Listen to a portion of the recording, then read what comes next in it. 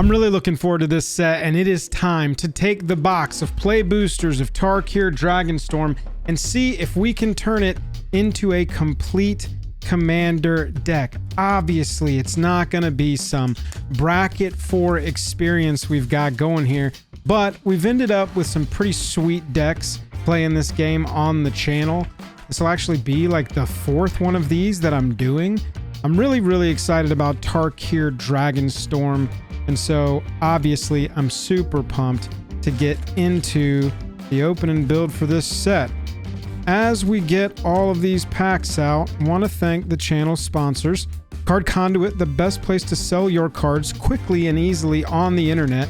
Take all the cards that you're not able to use when you're building a commander deck out of your play booster box that are 50 cents or more, and go sell them to Card Conduit. They'll send you a check. If you use our code, you're going to get a little money back on fees, and you can get some cash into your pocket for the next release. Let's just jump right into it. Let's see where we're going to start here. Roamer's Routine, Humbling Elder, Fortress Kinguard, Twin Bolt, Nightblade Brigade, huh? Jadecast Sentinel.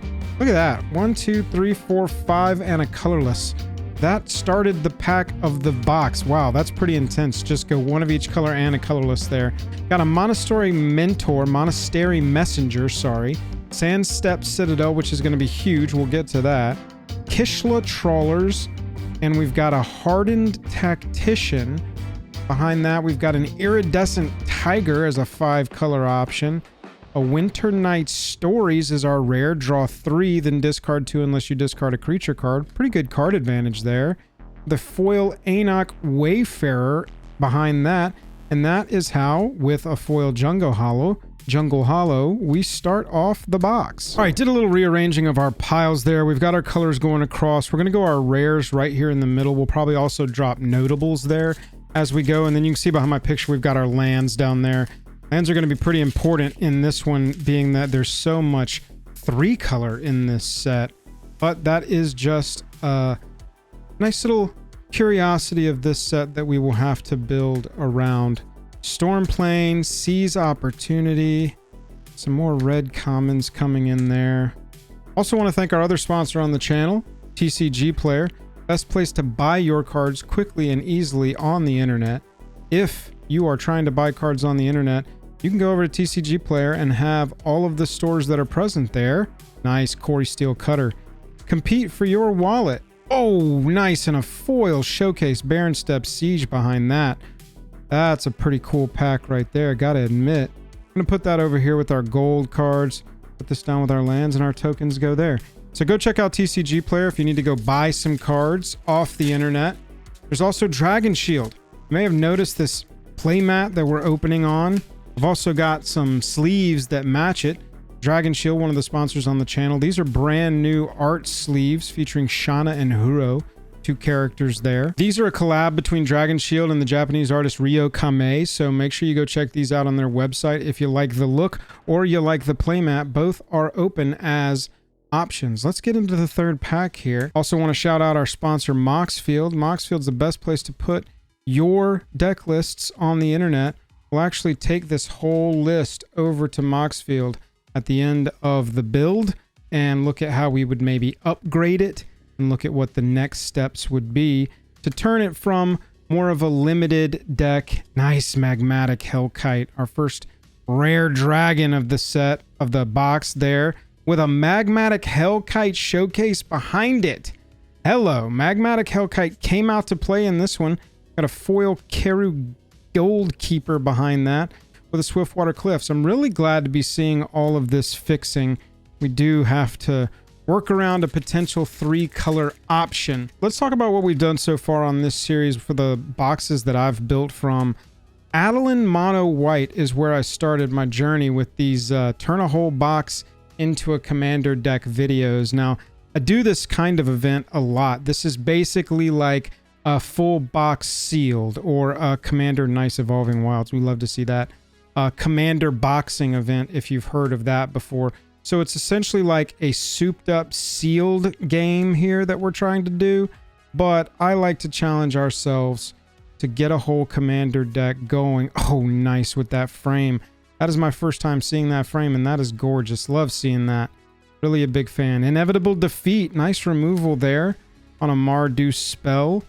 We need some legends. That is going to be something that we need to find, obviously, so that we can build a commander deck. Because, yeah, I like to challenge myself to build a whole commander deck out of one box.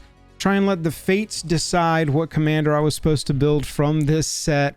And also use the cards that I'm buying, more of the cards that I'm buying, so that we don't have as much going to waste. We buy a lot of cardboard in our hobby, and it's nice to use more of it. You can find a couple of friends. This is a really fun way for you all to use your boxes, maybe throw up a couple packs to put on the line so there's some stakes. Thunder of Unity. I feel like we got to that rare pretty quick. Teville, Arbiter of Virtue.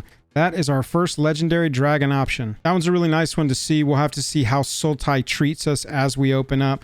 But for now, that is definitely going down there on our options row there. Teville, Arbiter of Virtue is the first potential pull there.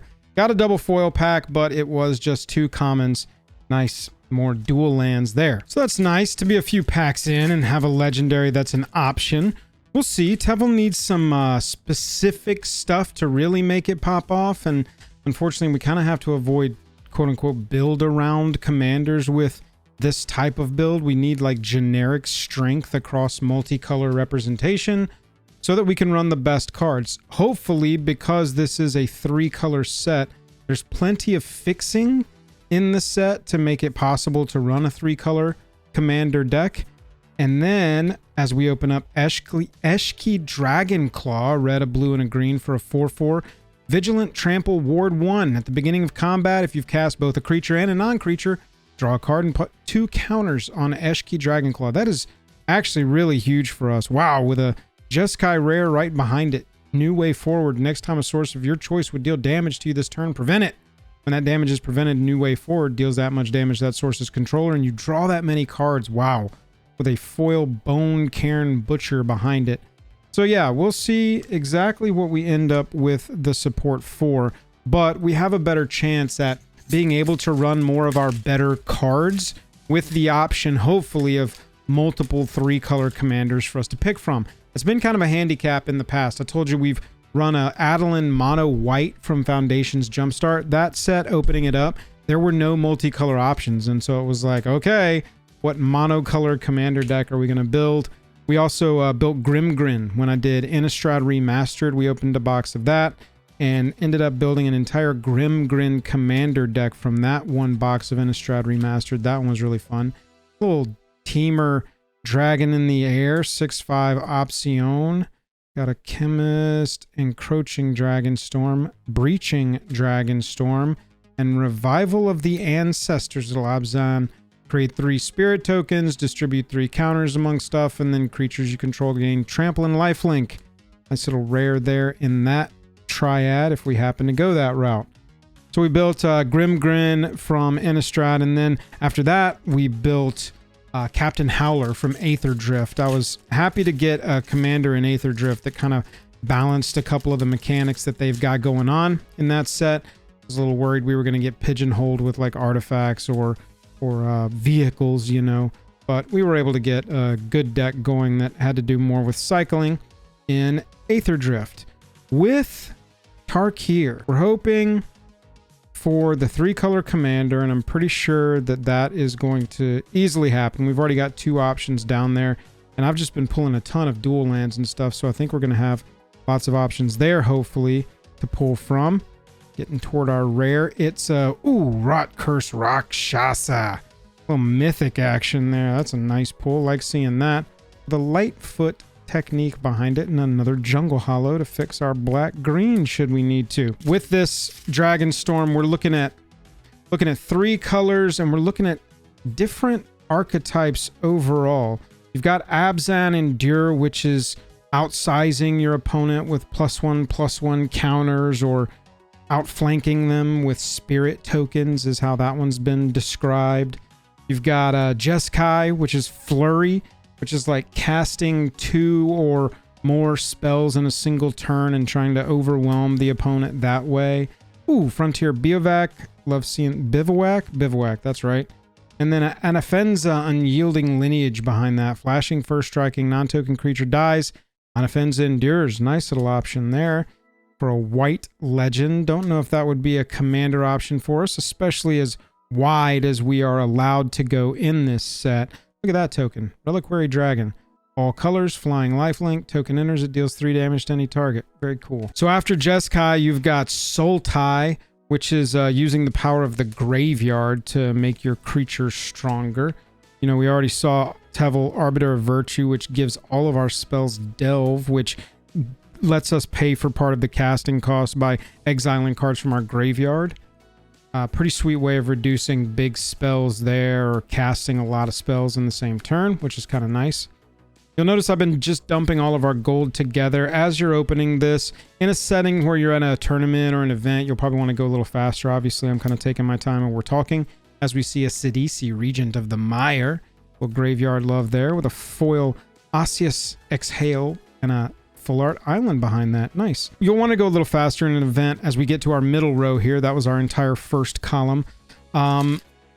And you'll want to be specific. I'm going to have to sort those down after we're done opening the whole box. Really, I'm just stacking them all in the same place for speed so that we can get through the majority of this box while still seeing what we got and sorting stuff as we go. Ooh, see green or all 5 colors. Tap an untapped creature you control, add a mana of any color. I like that. Fixing, fixing, fixing. That is the name of this game. Sultai's having to do with graveyard. Mardu. That's creating creature tokens. That is getting aggressive and creating tokens. Nature's Rhythm. Search your library for a creature card, mana value X or less, put it on the battlefield, then shuffle. That's huge. So Mardu's going to be attacking. Lots of aggressiveness and token creation. And then Temur is all about big, stompy, like dragons. That's really the big, stompy dragon kindred colors that they've kind of leaned into. Big creatures, and it has to deal with Harmonize, being able to cast spells twice and have those things reduced in cost the second time by having big creatures on the battlefield still. So that's what those 3 kind of shard-based groups present to us as far as identity. Yathin Road Watcher, Obzon. When this creature enters, if you cast it, mill 4. When you do, return target creature card mana value 3 or less from your graveyard to the battlefield. Nice. Recursion action there with another foil behind it, except we already got this one. Winter Night Stories. Draw 3, discard 2, unless you discard a creature card. This is what we were talking about with Temur just now. Harmonize. When you cast this card from your graveyard for its Harmonize cost, you can tap a creature you control to reduce that cost by X, where X is its power, and exile this spell. Nice little way to get some flashback, but have it more based on creatures. So they've got the 3 color archetypes. They've also got 5 2-color archetypes in here in this set.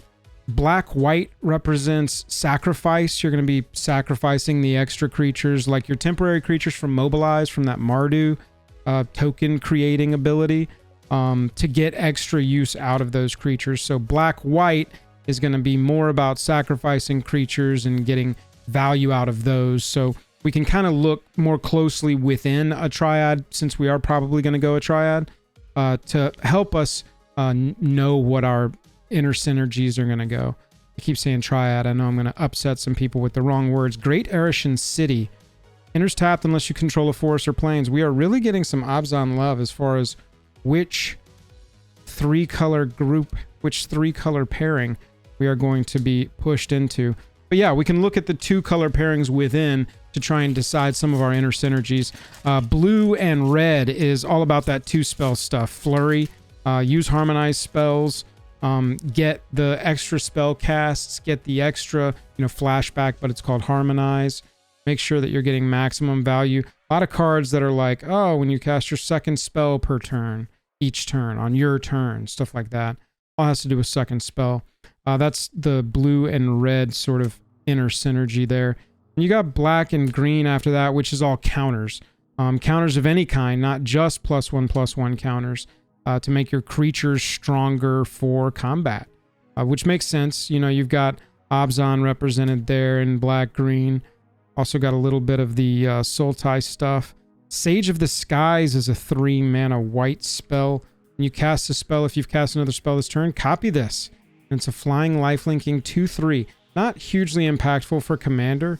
Nice in a limited sense technically, and one-on-one, which is how we kind of envision these decks when we build them, is one-on-one, that will provide you with some really good value. You want creatures that have evasion so that you can break creature locks on boards, typically big limited events like this, or limited exercises, games, whatever you want to call this, with your friends or at an event.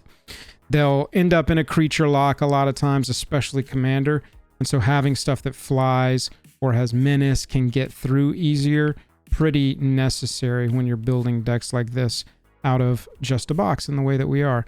Look at that. Justine Jones art on Justine Jones frame.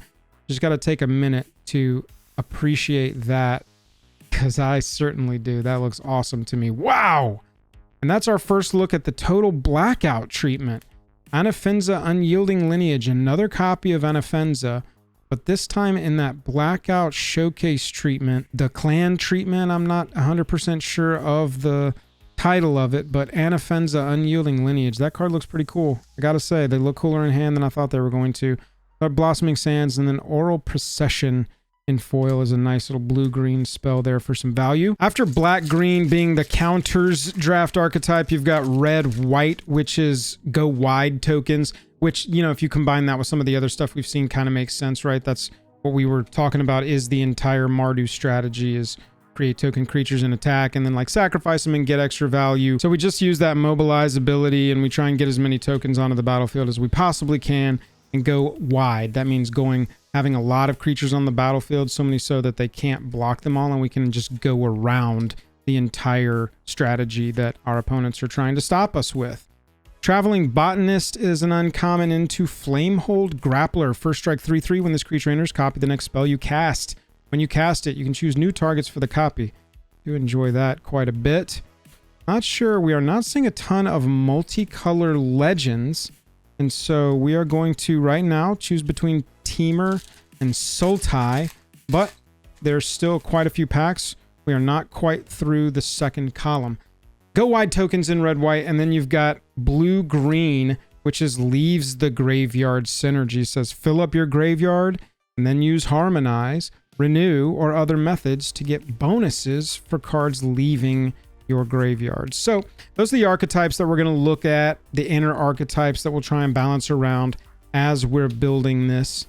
3 color, we're going to have to dedicate a certain amount of it to fixing, to having a good mana base, and having the right cards to support that. Glacierwood Siege in the showcase treatment there, with a Bearer of Glory behind that. Swiftwater Cliffs. Because like I said, at its core, this is Commander boxing, or full box sealed. With the video series here, as we get into the next pack, we do allow ourselves a Command Tower, a Soul Ring, and an Arcane Signet. We do want like a pretty playable Commander deck as best we can do. And so that is as much as we handicap, though. Everything else in this deck, in its version 1, has to come out of this box that we are opening right in front of you. Naga Fleshcrafter, 4 mana. You can have this creature enters a copy of any creature on the battlefield. And 3, and exile this from your graveyard. Put a +1 counter on target non-legendary creature you control. Each other creature you control becomes a copy of that creature until end of turn. So you could have some really insane interaction pop off with that. With an Effortless Master in our foil slot. As we get to the penultimate pack of the second column, limited rules are going to be applied when we are building this. Obviously, we're going to, try to look for certain things when we're choosing our colors, or we're picking which commander we want to go with. We need good support in a couple of different areas as we're building. We need good mana base and fixing, especially in this format, in this set in particular. Good curve overall. Do we have enough good support early, mid-game, and late, especially since we're playing Commander? You're going to want to look more around that 3 and 4 mana line to drive the majority of your curve. Look at that. 4 to a creature or planeswalker, and you gain 2. That's nice. Severance Priest. That was a cool show. I liked the finale of Season 2. Death Touch 3/3. When this creature enters, target opponent reveals their hand. You can choose a non-land card from it. If you do, exile it. When this creature leaves the battlefield, the exiled card's owner puts an XX spirit creature token on the battlefield, where X is the mana value of the exiled card. 3 mana Death Toucher for 3. Wow. with another rare right behind it with Herd Heirloom. One of my favorite new cards, and I think this one's going to go under the radar. This one's so good to me. Man of any color only for creatures, fine. Until end of turn, target creature you control with power 4 or greater gains trample, and whenever this creature deals combat damage to a player, draw a card. 4 or greater just gains trample is very good already. And we get some card draw potentially past that. Yeah, I'm in. I really like Herd Heirloom. I think it's a very strong card. Let's open up the last pack in the middle column.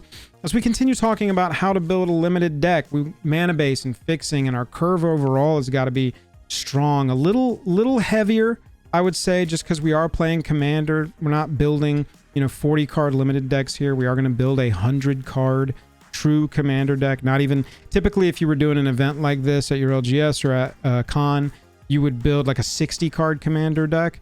But we're pushing it. We want to build an actual thing that would potentially go and be usable after the fact, or upgradable at the very least. Oh, yes. That's what I'm talking about, dude. That is such a cool mythic. That's not going to be usable, but I'm very excited to open it. This was one of the main mythics I wanted from the set. Obviously, it's going to be one of the main mythics that everybody wants from the set. It's just such a cool card, dude. I'm very excited to get that. Like I said, not going to be usable. Very build around, very colorless based. And as you can see, our colorless options have been just like completely nil just about. However, with this Ugin, we are very excited to see that. And with a foil Evolving Wilds on the back and a foil Rugged Highlands behind that. And wow, didn't we get the premier art card to go with our brand new Ugin that we pulled from that pack? Beautiful. We're just going to put a little sleevey on that before we go any further. Really love that. Gorgeous looking card right there. Oh, baby. As we get into our first pack of our final column, let's talk about the other stuff we need. We've talked about mana a lot. It's a 3-color set, blah, blah, blah. We need a good creature count. As we're reviewing the colors, whatever we're going to choose, we need to make sure we've got a solid amount of creatures. 20 to 30? Really? In a limited environment? Teamer Battle Crier. During your turn, spells you cast cost 1 less to cast for each creature you control, power 4 or greater. Nice. Foil Unsparing Boltcaster behind that. And a foil Windscarred Crag. You want to have a good creature count. Probably for limited if you're playing this against other people who are playing this same type of thing. 20 to 30 creatures in a 100 card commander deck. That's a typical count. You could probably go a little bit more to be safe. You're just not going to want to run your less good spells over creatures with evasion, with some kind of flying or menace, stuff like that. But immediately after that, you're looking for removal. You want bomb stuff that can get through and really screw with your opponent. You want to be able to stop your opponent from doing those bomb things, and that's what they will be trying to do as well. Riling Dawnbreaker. Man, I just love that frame. That is such a cool frame to me. Big fan. Banekeeper's familiar. Little Obzon rare support there, which is nice. Encroaching Dragonstorm. So as you are playing threats that you are going to try and force your opponent to answer, you want to be able to answer their huge bomby threats as well. Past that, card advantage is very, very important. Making sure that you can stay in a game of Commander. Commander games go long, especially if you're playing in a 4-player pod, which is how we're thinking when we're building this. We're not building this to play one-on-one necessarily, although that's a very easy thing to do with a deck like this. Just think a little less each opponent-y and think a little my opponent-y, a little more that's my one opponent. You're in the right mindset there. As we get a Jeskai Revelation mythic behind that. And people have been calling this spell a 7-mana do-nothing. Return target spell or permanent to its owner's hand. Deals 4 damage to any target. 2/1/1 creature tokens will prowess onto the battlefield. Draw 2 cards and gain 4 life. It's like I do a little bit of all of it, but not in the most impactful way possible. Just like really, really solid. That is that spell in a nutshell. So yeah, we want to hit the board hard. We want to answer their board that's getting hit hard. That's the kind of stuff that we're looking for. If you think about Reed Duke's tiers of cards for limited, it's a lot of, bombs, and then there's your premium removal, and then you've got your card advantage and creatures that have evasion so that you can break the creature stalls. And then past that, you've got mana sinks so that, you have a hedge against mana flood. And then you've got your stronger filler, then your weaker filler, and then kind of your useless cards, which is, we won't be running those, right? Those will be the easiest ones to eliminate because they'll be very evident. They'll not play well in our format. Tersa Light Shatter. 3 mana, 3/3 hasting orc wizard. When it enters, discard up to 2, draw that many. When it attacks, if there are 7 or more cards in your graveyard, exile a card at random from your graveyard. You can play that card this turn. Well, I really like that. I'm probably going to put that into my Dahada deck. Legends Reanimator Graveyard deck. It seems like those things go really well together. Heard a lot of the keywords I like to hear there on Tersa Light Shatter for that. So looking at it overall, you want a reliable mana base. You want a balanced mana curve. You want as many of the best cards that we opened in there as possible. That's going to be limited by the legends that we pull, right? You've only got a certain amount of colors available to you on whatever legends you pulled, so we are limited a little bit by that. Make sure you're obviously building into your bombs, building around your bombs. Put as many removal spells and answers to their bombs as possible. United Battlefront is our new sort of not really collected company. Look at the top 7 cards of your library. Put up to 2 non-creature, non-land permanent cards with mana value 3 or less from among them onto the battlefield. Put the rest on the bottom of your library. Bad little white spell there with another rare behind it. Warden of the Grove. Warden of the Grove says at the beginning of your end step, put a +1 counter on this creature, and whenever another non-token creature you control enters, it endures X, where X is the number of counters on this creature. Wow. That is definitely going into my Bumbleflower deck. Ooh, with a foil Jeskai Shrine Keeper behind that. Talking about some Justine Jones in the Justine Jones frame in foil. Wowie, wow, wow, wow. I know it's just an uncommon, but cards sure can be beautiful sometimes. Bloodfell Caves finishes off that pack. Ways to win.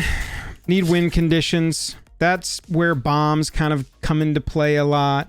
Make sure that you've got card advantage. Make sure that you've got some high impact stuff. Make sure you're resilient to mana flood. You know, that's really the whole mindset that we are in as we are building a deck like this. 100 Battle Veteran. That's a cool card that I've seen out of this set. Teamer Monument. Draco Genesis. We've opened quite a few mythics in this box, haven't we? Draco Genesis says you can cast dragon spells without paying their mana costs. Some people say win more. Some people say me win. That is what they want to do with Draco Genesis. Pretty sweet mythic open there. Not probably going to be relevant as we are building, but a sweet one to see, just like Ugin Eye of the Storms. You know the Dragon players are going to want that card. We got 4 packs left in this box. Let's see how we can finish out. Let's see if we can get one more legend that is 3 colors in a 3-color pairing that we haven't gotten, so that we just have options open to us. Next steps after you've got the whole box open are to review your cards for playables. We're going to have to resort. Windcrag Siege is our rare there. Mardu or Jeskai. Mardu is a Ishin kind of replacement creature or redundancy. Creature attacking causes triggered ability to triggers again, and then Jeskai is going to let you create a 1/1 with lifelink and haste at the beginning of your upkeep. We'll go through, we'll sort out the gold cards so that we know what we've got there, and then we'll sort down our playables as well. Obviously, we'll be able to eliminate some stuff once we've just sort of looked at our commander, looked at our playables, and gone, yeah, this is going to work. No, this isn't going to work, you know? But that'll be what our next steps are as soon as we've got this whole box opened and sorted up. Got to sort all these gold cards down. I did take that lazy route. Maelstrom of the Spirit Dragon. I see something back there in foil. Ambling Storm Shells, a 5 mana 5/9. When it attacks, put 3 stun counters on it. Draw 3 cards. Whenever you cast a turtle spell, untap this creature. And a foil Maelstrom of the Spirit Dragon is behind that. Love to see it. That is a very cool one. Add a colorless, add a mana of any color, spend only to cast a dragon or an omen, and you can sack this land to search your library for a dragon and reveal it with a Bloodfell Caves behind that. All right, did a little straightening up there as we get to our penultimate pack here. Still hoping for another 3-color legend that could potentially carry us into a different group of colors, just to give us the option. I'm really liking right now Eshki, I think in a generic sort of way that can really help us out with the card draw. Having card draw on your commander in this type of format, especially with this sort of limitation, Really love that. Kishla Village. Got to that rare pretty quick. That's pretty cool. Yathan Road Watcher behind that. Got a lot of Abzan and not any legendary Abzan support. This is another one of those returner cards, but in that blackout treatment there. Tempest Hawk and then a Wind-Scarred Crag behind that. One pack remains. Kishla Village getting a green, one of those rare lands. Pretty cool there. Let's open up our last pack and see what we end up with here. Kind of hoping for an Abzan Commander at this point. Can we get some last pack magic and get an Abzan Commander so that we can hopefully have the option? You've seen I've been sort of lazy with commons and uncommons, putting them all in the same pile. Just strategy-wise, you probably want to do commons, uncommons, rares, and mythics, just so that you're able to, at a glance, Sinkhole Surveyor. When it attacks, you lose a life and this creature endures 1, which is either put a counter on it or create a 1/1. Wow, just on the attack? Wow, that's actually pretty strong, I feel like. Molten Exhale behind that, and a Thornwood Falls finishes us off for this box. Not a bad box overall. I am definitely most excited about the Ugin, Eye of the Storms. Got the Draco Genesis, got that Jeskai spell that, you know, we'll see if it ends up being a big player. But the big thing is now we need to choose between Teville and Eshki. Looking at Teville, 1 blue, 1 green, 1 black, and 2 other for a 6/6 flying life-linking spirit dragon. It says spells you cast have delve, and whenever you cast a spell, period. Not whenever you cast a spell using delve or when you cast a spell from your graveyard or anything like that. It just says when you cast a spell, you lose life equal to its mana value. This card seems very cool, very strong. Out of this sort of format, this is the one I would want to build. However, I feel like there's going to be a lot of necessary pieces to go into this deck, specifically gaining us quite a bit of life, or as much as we possibly can, just to offset that a little bit. But it's also possible to build Teville in a way where Teville comes down late and we're able to delve out some spells that we've already cast. And so Teville's kind of a late way to get a flying lifelinker on the battlefield that'll offset what anything you cast is losing you life past that. So that's something to consider there. We've also got Eshki Dragonclaw, a red, a blue, a green, and 1 for a 4/4 human warrior. Vigilance, Trample, and Ward 1. At the beginning of combat on your turn, if you've cast both a creature and a non-creature, draw a card and put 2 +1/+1 counters on Eshki. Very strong. Card draw out of the command zone. Never going to turn that down. We've got a little card advantage on both cards out of the command zone, so that's kind of nice when we're making our choice. I think we're going to need to go and look at the cards honestly, because we're sans white, period. So we know that we can just eliminate any cards with white in them. Past that, we'll need to compare our black and our red. I really think that's what's going to take us home, because we're going to have the life gain stuff that we have, and maybe we don't need to worry about that as much as I am worried about that. But if we've got just generically stronger support in red for our deck to play against 3, free-for-all opponents, maybe we do need to go the Eshki route. What I'm going to do is I'm going to clear the board a little bit. I'm going to take all of the white off, including all of the white out of our colorless options, and then we can compare our red and our black. Well, I'll say this. We got a little unlucky. A lot of our gold rare support had white in it. And you can see Jeskai, Abzan, lots of Abzan in here. And so Mardu as well.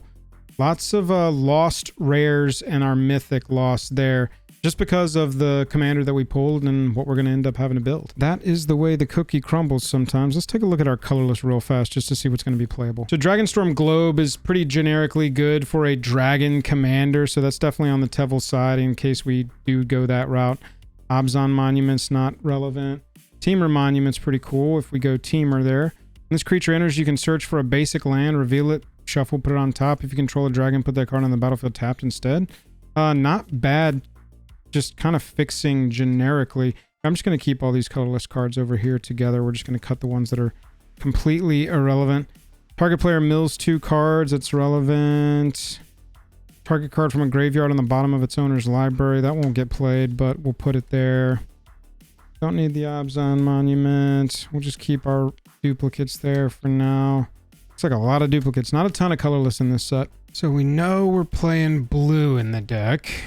And we know we're playing green in the deck, so we can set these aside and hopefully let our black and our red make the decision for us. When we're looking through the red cards, Eshki, Dragonclaws, who we're considering Vigilance, Trample, Ward, nothing there that we need to really particularly support. Beginning of combat on your turn, if you've cast a creature and a non-creature, draw a card, put 2 counters on Eshki. That's pretty sweet. We want a nice balance, you know, more where I was leaning into the like 30 plus kind of creature count. We probably want more of a balance, 20, 20, something like that, to make sure that we've got consistently creatures and non-creatures to cast. So looking at what we're working with here, Draco, Genesis, Dragon spells without their mana cost, not really relevant for us. Tersa, Light Shatter, enters, discard up to 2, then draw that many whenever it attacks. If there are 7 or more cards in your graveyard, exile a card at random from your graveyard and you can play that card this turn. That's just kind of generically good, so I'd say yes. Magmatic Hellkite, when it enters, destroy target non-basic land an opponent controls. Its controller can search for a basic to replace it with a stun counter, which is pretty sweet. That's definitely running, and we'll run the special version of it. Corey Steel Cutter, 2 mana. Equipped creature gets +1/+1 trample and haste. Not bad. Whenever you cast your second spell each turn, it creates a 1/1 with prowess that can then have this attached to it. I actually think that's decent with the card pool that we're going to have, so we might as well run it. Cast this as though it had flash. If we behold a dragon, which is choose a dragon we control, or reveal a dragon card from your hand. Still 4 to a creature. We're playing that. We can run this one with the Omen. Counter target spell with mana value 2 or less. Nice. And then later on, it's a 4 mana 2/4 when you cast a non-creature spell or a dragon. This gets +2/+0. Yeah, we'll absolutely run that. When this creature enters, target creature can't block this turn. That's like medium. I wouldn't say no, whereas like with Draco Genesis and the extra Magmatic Hellkite, obviously we're not running those, so we're not going to run those. This is kind of our yes pile right now. And this is going to be our maybe, so we can get a sense of like our bad filler once we get down to that tier of card. The cards that we have to choose to finish this whole thing off. That's where we'll pick from, and we'll know that we've got options there. Shock Brigade, Menace, Mobilize 1. That's another maybe. It depends on if we need filler. Molten Exhale, we've already pulled down. Wild Ride, +3/+0 and Haste. I wish it said I wish it said Trample. I wish it said Haste and Trample, obviously. This can be a maybe combat trick. I dropped a copy of Reverberating Summons. When at the beginning of each combat, if you cast 2 or more spells, this becomes a 3/3 monk with haste. You can pay 2, discard your hand, sack this enchantment, and draw 2. That's kind of interesting. It survives a board wipe creature. We got the Molten Exhale already. Underfoot, Underdogs, 3 mana, 1/2, enters, create a 1/1. Target creature you control with power 2 or less can't be blocked. That's not really what we're trying to do here. Prowess, when it enters, create a treasure. That's not terrible. Fleeting Effigy, at the beginning of your end step, return this creature to its owner's hand, and it gets +2/+0. That's probably in the no category. Aura enters, enchanted creature gains first strike until end of turn. That can be a combat trick. We'll put that in our maybe pile. Summit Intimidator, that's one that we already put in our maybe pile. We'll add it there since we can just put that in the, we want to run the foil pile there. Storm Shriek Feral, discard a card. If you do, draw 2. Flying Haster on the backside. I like these. They're, you know, upside creatures. I would definitely run them. And since they fly, that's going to give you that avoidance that'll hopefully help you win creature stalls, even though there might be a lot of dragons in this set. So flying creature stalls might be a thing as well. Meticulous Artisan, Prowess, when it enters, oh, we already got one of these. We don't need. Already got a Shock Brigade. When this enters, it deals 5 damage to target creature an opponent controls that was dealt damage this turn. That's really sweet. I like that. This is not in our colors, so we're actually not able to run that. That's a no. We've already done a Storm Shriek. Twin Bolt is interesting. 2 damage is not enough in Commander to make this really relevant, but, you know, it's still a fun card. When this creature becomes tapped, you can discard. If you do, draw a card. If we were consistently running ways to tap stuff, maybe, but I think that goes into our maybe pile. Creatures you control get +1/+0, and whenever you attack, create a 1/1 that's tapped and attacking. That's not horrible. This has got some modality to it. Up to 2 target creatures get +2/+1, or exile the top 2 cards of your library until... Yeah, we definitely run that. I like that for sure. This creature deals a damage to each opponent when we cast our second spell. Heck yes, because look, second spell, at the beginning of combat on your turn, if you've cast both a creature spell and a non-creature spell this turn, draw a card. That flurry stuff really pays off for this teamer card, which is kind of interesting. And that's why you want to know what the 3-color archetype is going to be, but also what the 2-color archetypes are and the one color, like where they kind of live. You want to know where those things are.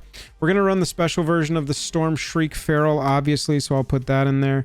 When this enchantment enters, exile cards from the top of your library until you exile a non-land. You can cast it without paying its mana cost. That spell's mana is 8 or less. If you don't put that card into your hand. Wow, when a dragon enters, you can return this. So this just cascades into a big thing, kind of cascades into a big thing or not. For 5 mana? Yeah, I mean, we'll spin the wheel. I don't mind that. Fire Rim we already got. War Effort we've already got.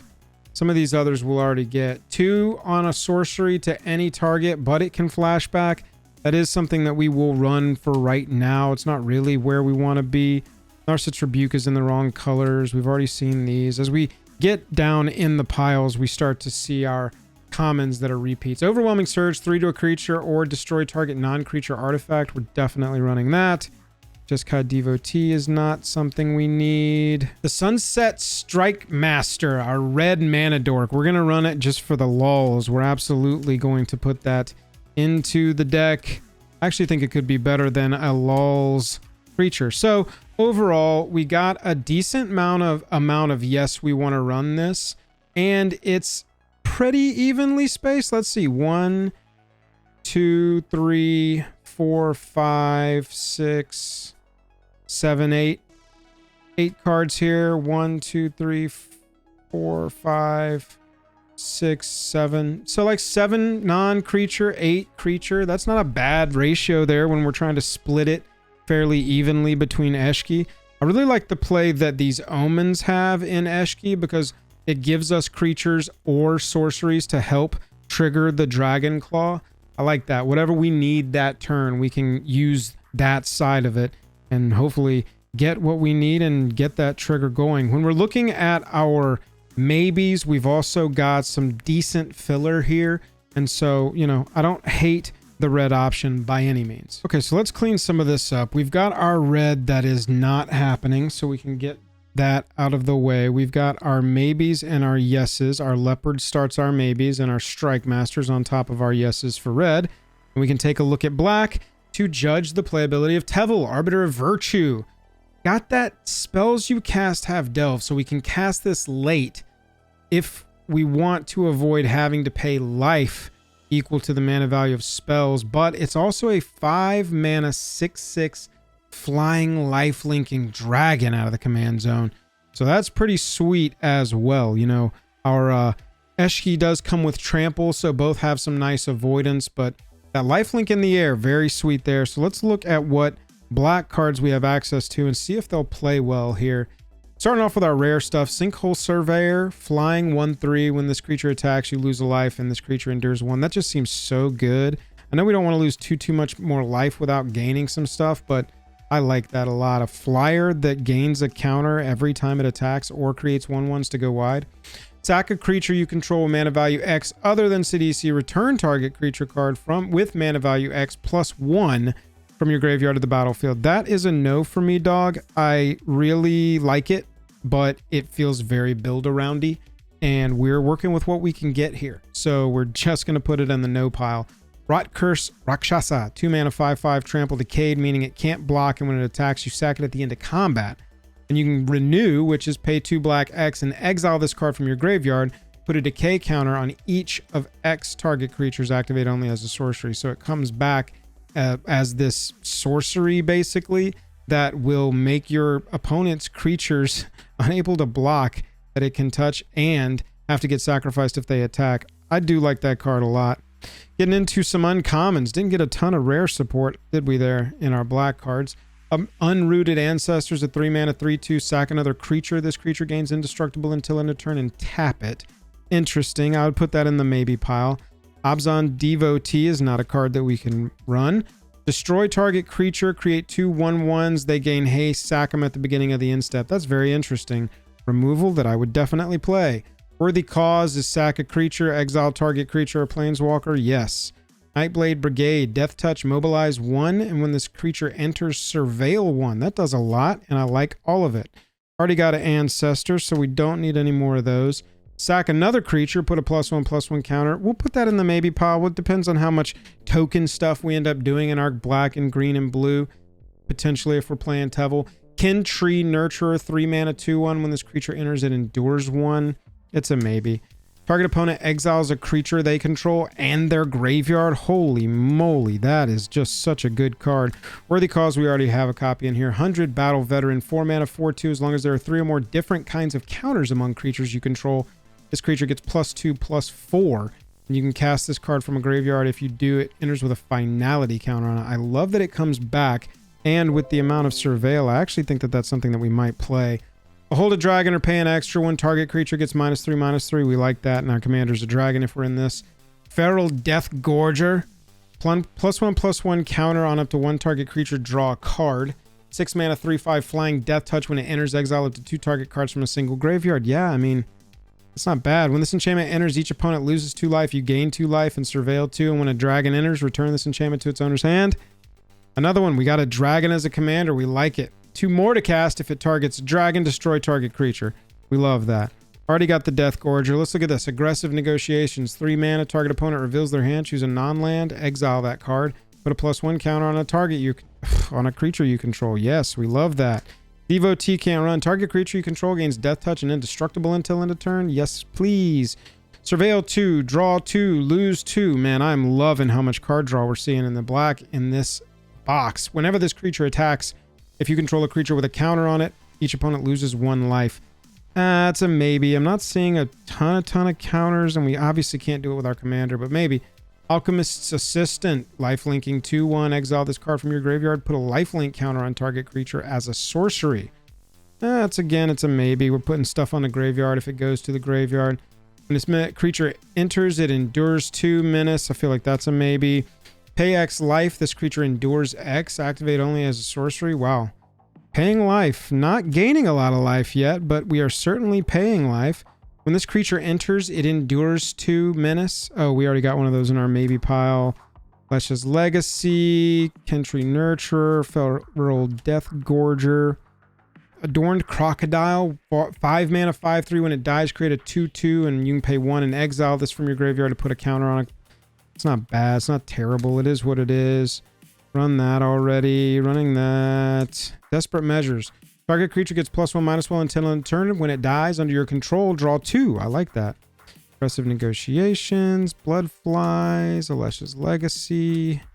Tomb Guard is a menacing 2/3 for 3. Whenever a creature you control with a counter on it deals combat damage to a player, you draw a card and lose a life. All right, so we're looking at Endure. I think that is a potential way to put this. You know, you're doing stuff like this that we've already got a, copy of in here. So I could see this being a thing. Run some Endure stuff. Run some... Say yes, absolutely to all the Endure stuff. I could see that. Got one more uncommon we hadn't seen yet. It's Mobilize. 4 mana, 3/3. Whenever this creature or another creature you control dies, each opponent loses a life and you gain a life. Wow. Each creature, any creature. Wow. I actually do not hate that. We'll put that in the maybe pile. So in our black, honestly, I love a lot of the options that we said, yes, this is definitely worth running in here, but I don't know if I love the color represented here overall more than I like the red stuff that we saw. It's a very interesting conundrum. Let me think for a second. So just holding up the piles physically to one another, obviously we got just a few more black cards in options of the definite runs. So right now the piles aren't really making the choice for me. They're very comparable, good cards in each. The commanders are very comparable, good commanders, both of them. And so I'm just going to lean away from the cards to make this choice and into the commanders themselves. I'm going to make this choice as though I were in an event and I was trying to win and get prize ticks or something. And so I am going to go with Eshki Dragonclaw here. It's 4 mana, so it's easier to get out onto the battlefield by 1 mana than our Teville. But Ward 1, little built-in protection. Vigilance, huge here. Trample helps a ton. And it grows up to a 6/6 off of just casting 2 spells, and it just goes crazy from there. Plus it's also keeping our hand filled. I just think this does too much general value in a format like this to not run this one, but I could easily just have been like, well, I want to build a Sultai deck because I don't have a Sultai commander deck in my commander deck shelf right now. But I'm going to go with Eshki. I think that's the right choice under these circumstances. So having chosen Eshki, what we're going to do now is I'm going to reorganize this board a little bit so that we can understand what's going on. And we're going to go through our blue and green cards and find our playables in there. Okay, so I did a little rearranging as we're brewing here. I've got our red definites already on the board, laid out in mana curve order. This is something you're going to want to do. And I've also got them separated out, creature and non-creature, so I can check our balance and check our numbers as we're going. But it's good to kind of keep in mind what our curve is as we're building. I've also got our maybe board for red over here. I'm just going to put it just off camera. I've also gone through, I went through the artifacts that were available and took out the 3 that were basically playable. Temur Monument, which is a 2 mana, sweet little 3 mana thing to do here. 3 color thing to do here, sorry. When this artifact enters, search your library for a basic forest, island, or mountain. Reveal it, put it in your hand, then shuffle. Fixing, and later it's a 6 mana activation to create a 5/5, so that's definitely going in the deck. Embermouth Sentinel, I think, has got a place in the early versions at the very least. When it enters, you can search for a basic land card, reveal it, put that card on top. We do maybe have some dragons on the battlefield at various times. You know, we've got some stuff in here, and we'll see what comes out of the red and blue and gold, which I've got up here to pull through. So I think it belongs in an early version, and we can cut it if we're just like, that is not where we want to be. Then Dragonstorm Globe. It's a mana rock for mana of any color in this deck. Again, in the format, if we had a Dragon Commander, it's an absolute, of course we're going to run it. But in this one, since it's not a Dragon Commander, it's more of a maybe, but I do want to put it in the early version. We should also go over here and grab the Command Tower, Arcane Signet, and Soul Ring. Those will form the rest of our little opening salvo here toward building this commander deck. Let's take a look at the gold then. Temur Tawny Back is either green, blue, red, or some combination of that in 2s. When this creature enters, draw a card, discard a card. Not terrible. Lets us fix a little bit. I think that is worth an early inclusion. The foil certainly is, not the non-foil. Tarkir Guardian, 6 mana, 6/5, flying, vigilance, tramp. Yep, I've read enough. You make the cut. Dragon Claw Strike, 3 mana, double the power and toughness of target creature you control until end of turn, and it fights up to 1 target creature an opponent controls. Love that. That is 100% what we want to be doing. I need to put these 3 mana things in the 3 mana things. We have a Tawny Back. Glacial Dragon Hunt, 2 mana, draw a card, discard a card. When you discard a non-land this way, deals 3 damage to a creature, and this can harmonize. Nice. Yeah, a little fixing, little removal at the same time. I could see that working for us. Vigilance Menace, 4 mana, 4/3. This creature enters with 2 +1/+1 counters on it if you've cast 2 or more spells this turn. That is fantastic. This counting as the second spell. This creature enters with 2 +1/+1 counters if you've cast 2 or more spells this turn. So this could be your second spell and enter as a 6/4. If it's the second thing you cast in a turn, that's pretty sweet. Oral Procession, that's a name. Return target card from your graveyard to your hand. Yeah, sure. I like it. We'll run it. We've already got a Guardian. We will swap out for the foil. Effortless Master. We've already got a Tawny Back. Mammoth Bellow. 5 mana for a 5/5. And then it's got Harmonize. Ooh, oh man, that's pretty cool. Honestly, and I really like how that interacts with our deck because we're trying to cast a non-creature and we're trying to cast a creature. And so a non-creature that creates a creature is pretty sweet, honestly. Already got one of those. Oh, we got a rare here. Temur Battle Crier. During your turn, spells you cast cost 1 less to cast for each creature you control, power 4 or greater. Yeah, sure. We'll run it. That's definitely worth an inclusion. And then a showcase, Glacierwood Siege. We can either choose Temur or Sultai. When you cast an instant or sorcery, target player mills 4 cards, or we can play lands from our graveyard. Very interesting here. Yeah, I don't know honestly if I like that. I'm gonna just put that in the maybe board over here and we'll come back to it. So that gets us through our red, colorless, and gold definites. All right, let's take a peek at our blue, starting with this 5 mana 5/9 turtle. We're definitely running it. I don't need to read any other stats. I see draw 3 cards on it and I see a 5/9 5 mana turtle. Yeah, you make the cut, buddy. You get to come play. Naga Flesh Crafter. Oh, this is the one where all of our creatures can turn into a copy of one non-legendary creature we control, that could be really insane out of nowhere to help us win a game. So I absolutely like that creature. Very interesting there. Winter Night's Stories, card advantage here. Draw 3, discard 2 unless we discard a creature, and we can harmonize that thing later. Draw some more cards. We pulled 2 of those rares, so we don't need both copies there. Focus the Mind, 5 mana, costs 2 less. If you've cast another spell, draw 3, discard a card. Yep, that is exactly what we're trying to do with this deck. We need to start getting into some creatures. We need some creatures. Unending Whisper. Draw a card and it's got Harmonize. I mean, it's the kind of spell that's going to help us trigger our commander early on, especially. 3 mana, 1/4 flyer. Second spell you cast each turn costs 1 less. Yes, we are getting some love there now. That is very much what we're trying to do. Humbling Elder, a mana for a 1/2 when this creature enters target creature. An opponent controls gets -2/-0 until end of turn. It's kind of a maybe card for me. Roiling Dragonstorm, 2 mana when it enters, draw 2, discard a card, dragon enters, return it. Yeah, I still think that's worth it. Even if we're not going to be running a ton of dragons, I think that is something that we can do there. Constrictor Sage, 5 mana, 4/4 when it enters, tap target creature and opponent controls, put a stun counter on it. Yes. 3 mana, exile this card from a graveyard, tap target creature and opponent controls, put a stun counter on it. Yep, very obnoxious. Absolutely the kind of creature we want to run here. Ice Ridge Serpent, 5 mana, 3/3, enters, return target creature and opponent controls to its hand. Not impactful enough for us. Focus the Mind. Absolutely, we're going to run this, and we're going to run the foil version of it because that's what we do. Enchanted creature gets +1/+1, has flying, and we can return this to our hand. I don't think that's what we want here. Has to do with mill. This is a little 2 mana thing that's a 3/3 with defender, but it filters our mana. I'm tempted to just run it. I think that might be kind of worth it. Kishla Trawlers, 3 mana, 3/2, enters. You can exile a creature from your graveyard. When you do, return an instant or sorcery from your graveyard to your hand. I think that's absolutely what we want to see. Don't need that. Agent of Codis is a 2 mana, 2/1. We can exile it from our graveyard for 4 and put 2/+1 counters on a creature. I like having the stuff that can come back and do more stuff. Snowmelt Stag. During your turn, this is a 5/2. And we can, sink mana in this. Absolutely. We were talking about you want mana sinks to mitigate mana flood. That is fantastic right there. Enters, tap enchanted creature, doesn't untap during its controller's untap step, and then pay 5 to untap it.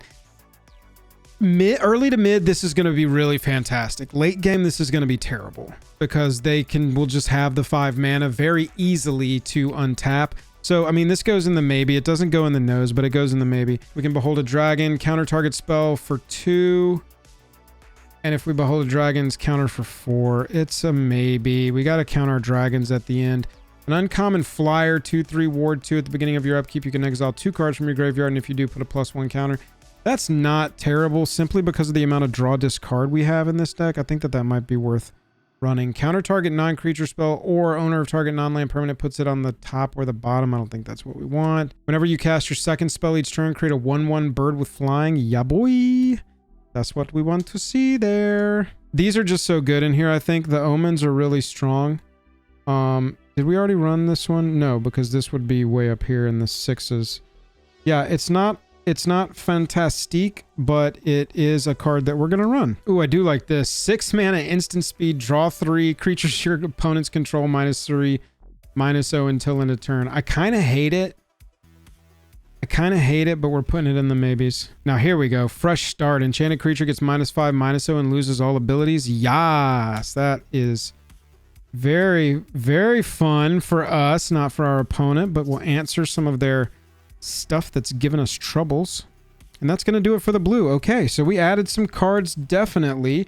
Now we've only got the green to go. So at this point, as we're getting into the green, we've got roughly space for 16 cards, which is a pretty good place to be in, quite honestly.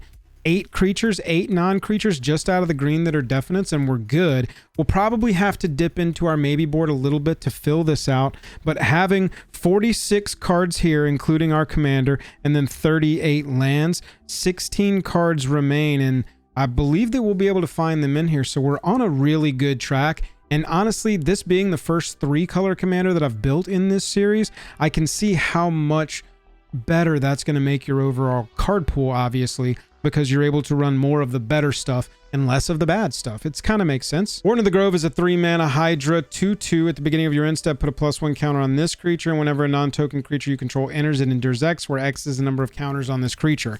Very, very strong 3-mana creature that we absolutely are going to run. Herd Heirloom. This is one of my sleeper rares in the set for Commander. Add a mana of any color for creatures, fine. Until end of turn, target creature you control power 4 or greater gains trample. And whenever this creature does combat damage to a player, draw a card. Yes, we're going to run that. Nature's Rhythm just goes and gets our best creature, puts it right onto the battlefield. I think we deserve a little fun, so we're going to run Nature's Rhythm. When it enters, it endures 3. Y'all, a 6-mana 4/4 with reach that can either be a 7/7 or a 4/4 and a 3/3. I kind of like it. I kind of like it in this. When this creature enters, draw a card if you control a creature with a counter on it. If you don't draw a card this way, put a +1 counter. That's so good. Our commander puts counters on itself, y'all. Anything that's looking for counters on stuff, that's good. Put a +1 counter on target creature you control, then it deals damage equal to its power to target creature an opponent controls. That's strong. That's a strong 3-mana removal spell right there. Proteek Nest Guard, Defender 4/4, can attack as though it didn't have Defender. It goes into our maybe. We'll see if we need the filler. Enoch Wayfarer is a 2-mana 1/1. When it enters, mill 3 cards, put a land from among them into your hand if you want, and if you don't, put a +1 counter on this creature. Yeah, I like that at 2 mana. Helps us fix a little bit, pumps us through some dead spots in our deck. Destroy target creature with flying, or it's a giant growth for 2-mana instant speed. I'll take it. It's fine. It's a fine little combat trick. I'm going to move our 2-mana creatures over here just a little bit to make some room. It's a fine trick, and it can also be a flying killer. That's pretty good. A trampling 3/3 that if a card, we go harmonize a card out of our graveyard, we get a +1/+1 counter on this. I don't hate it. It's not terrible in the 3-mana slot. A 3/3 flyer for 5. When this creature enters, you gain 3 life. And then early on, you can go search up a basic land. Yeah, I really like that card. Distribute 2 +1 counters among creatures you control. Creatures you control counters on them gain vigilance and trample until end of turn. Like that a lot as well. Behold a Dragon. Target creature you control deals damage equal to its power to target creature or planeswalker. If a dragon was beheld, surveil 2. So we just get the good part. We just get the good part of that card regardless of having a dragon or not. Pretty sweet. Snakeskin Veil, just straight up Snakeskin Veil. Yeah, absolutely. Well, 1-mana survival trick. Return some stuff from our graveyard to our hand. Not bad for our Mamie board. Creatures with power less than this creature's power can't block it, and as long as you control a creature with a counter on it, this creature gets +1/+2. It's kind of a maybe. It's kind of a maybe for me. When this enchantment enters, search your library for up to 2 basic land cards, put them on the battlefield, tap, then shuffle, and a dragon lets you put this back. Yeah, that's a 4-mana spell we can get behind. Sage of the Fang is pretty sweet. You can put a counter on a creature, including itself, when it enters. And for 4 mana, exile, put a counter on a creature, then double the amount of +1 counters on that creature. That's really good when you're looking at our commander putting counters on itself. This thing can put a trample counter on things. That's pretty good. Destroy an artifact, destroy an enchantment, or exile a thing and draw. Yeah. Sacrifice this creature, destroy an artifact or enchantment. Lets us play creatures so that we can trigger our commander and lets us have versatility on the back end. Roamer's Routine just looks like a repeatable ramp spell with Harmonize on it. We definitely can run that in a 3-mana deck. When this creature becomes tapped, look at the top card of your library. If it's a land card, you can reveal it, put it into your hand. If you don't put the card in your hand, you can put it in your graveyard. Becomes tapped. This is in the maybe pile for me until we see what else we hit here. Inspirited Vanguard says whenever this creature enters or attacks, it endures 2. Really love that. It growing by 2 +1 counters every time it attacks. Big fan of that in the 5-mana slot. We need some more support up at the top end anyway. I don't mind this ramp mana dork thing here. Enters mill 3, add an amount of green equal to this creature's power. If we were doing the Sultai thing, I definitely think I'd run it, but I'll put it in the maybe for now. That gets us through the green. Let's see how many cards we added. We added a few more than the 16 we needed, so we didn't get lucky and just hit 100 on the nose. But I think the best thing for us to do now is take this over to our sponsor, Moxfield, and put it on a deck list so that we can make those cuts and more carefully see where we're at. Change shirts, taking it over to Moxfield. We have got the entire deck list put in. As you can see down in the bottom left corner, we've got 102 cards in the main deck right now, and it's pretty interesting. We've got 34 creatures, and we've got just over 30 non-creature spells. Remember, when we started this entire journey of building Eshki, we're looking to cast both a creature and a non-creature prior to combat on our turn so that Eshki can drop 2 counters on herself and let us draw a card.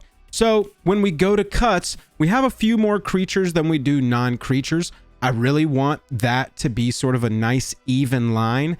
And look, because we ended up with a 3-color deck from this box, we have a deeper pool to choose from for good cards. And so as we get to our cutting step, we need something to guide us, to help us choose how we're going to make cuts. We could, as I'm looking at it, we've got cards like Channeled Dragonfire, good for our Harmonized strategies. We've got some cards that look for cards to exit the graveyard. So we've got Harmonize and Renew, which will really help us with that. But Channeled Dragonfire, 2 to any target, we can recast it as another 2 to any target. Not super impactful, but since we've got a couple of extra creatures, I wanted to lean our cuts toward that so that we could, as much as possible, go in with a 50-50 split of creatures and non-creatures in our deck so that Eshki is getting triggered as much as possible. I look at creatures like Agent of Cotus. We do have to make some allowances as we're building a limited deck like this. For cards like Agent of Cotus, we need 2 drops. It can renew, it exiles to put 2 counters on a creature. Not hugely impactful, and a really good place, I think, right now for us to make our cuts. I would remove Agent of Cotus. And then for our other cut, just to bring our creatures down to 32, I think that Temur Devotee is fine. It's a defending 3/3, which it can't attack, so it's never going to really do anything for us toward winning the game. It can help us filter a little bit, but I think we've got pretty decent fixing in here. Some ramp spells that go and let us get certain basics. Cards like Anok Wayfarer, which is going to let us mill 3 and put a land from among them into our hand, so that's kind of fixing a little bit as well. I think that Temur Devotee would be my other cut. That would bring our creatures to 32, and with 11 sorceries, adding to 8 instants for 19, plus 6 artifacts, that's 25, and then we add 6 more to that. That's at 31 non-creatures, and we've got 32 creatures. That's a pretty even split for Eshki's ability. I want to show you something cool you can do to take this a step further. I love building decks out of one box. It's kind of cool. It lets the commander almost choose you. It's a challenge. I like deck building, and so this kind of thing really speaks to me. But understand that with these kinds of sets, there's going to be sick cards that you don't pull from the set that are going to really match up with your strategies well. I just went and pulled 4 other cards from the main set that have all 3 of our colors represented on them, so they're very Temur cards. So you can always, when you build a full deck from a box of just one set, go and look further in that set. Some people are going to have some cards that they're willing to trade that are immediate upgrades to your deck, and you can have a functioning, higher functioning commander deck even faster.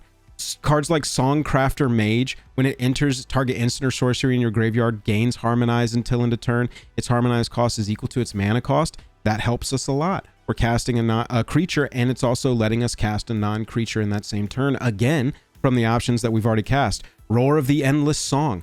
Create 2 5/5s on chapter 1 and 2. You create 1 5/5 each for 5 mana. And then you get to double the power and toughness of each creature you control until end of turn. Dragonback Assault, 6 mana enchantment. When it enters, deals 3 to each creature, each planeswalker. Whenever a land you control enters, create a 4/4 dragon with flying. Temur in 5 for a 10/10 flyer with pro white and pro black. It enters, it deals X damage divided, where X is the number of lands you control. You get the point.